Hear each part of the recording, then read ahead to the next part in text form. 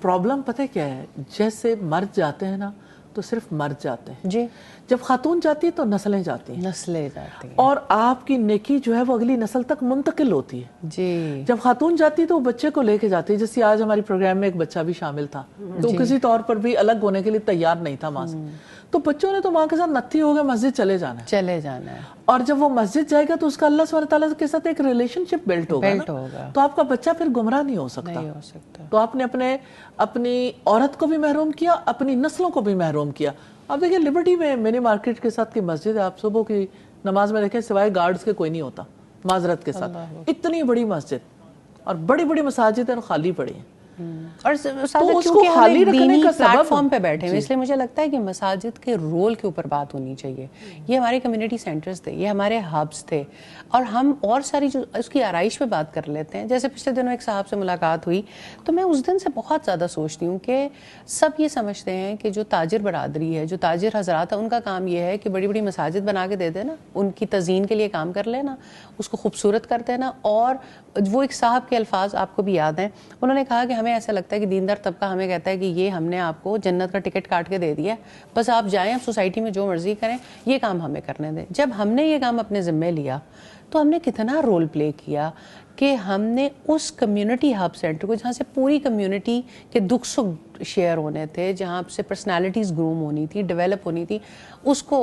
اوپر ہم بات ہی نہیں کر رہے ہیں۔ ہم ایک اور مسجد بنانے پہ ضرور بات کریں گے،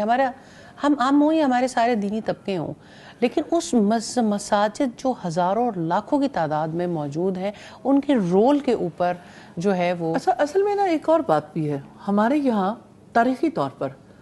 اگر ہم رسول اللہ کے عہد میں دیکھیں، بعد کے ادوار میں دیکھیں، مسجد اور مکتب ایک جگہ تھا۔ جی، یہ بہت آپ نے اب جب بات مسجد کو مکتب یعنی آپ کی درسگاہ، تعلیم گاہ سے الگ کر دیا گیا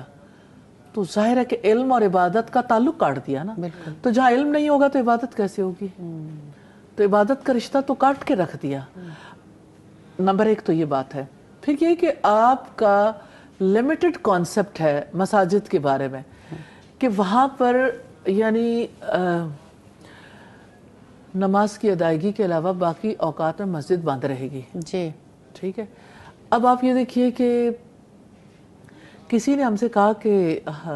ایک کوئی آفیسز ہیں یہاں پہ لاہور میں، آپ کو پتہ ہے کافی سارے دفتر خان اور اس طرح سے بہت سارے آفیسز ہیں،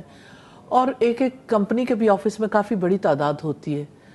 تو کسی نے مجھے بتایا کہ ایک فلاں آفس ہے، اس میں جو آفس بوائے ہے وہ جماعت بھی کرواتا ہے، اور آفس بوائے جو ہے نا باقی لوگوں کو چائے دیتا ہے اور باقی کام کرتا ہے۔ میں نے کہا یہ بالکل گورے کے کانسیپٹ کے عین مطابق ہے، کیونکہ گورا یہ چاہتا ہے کہ جو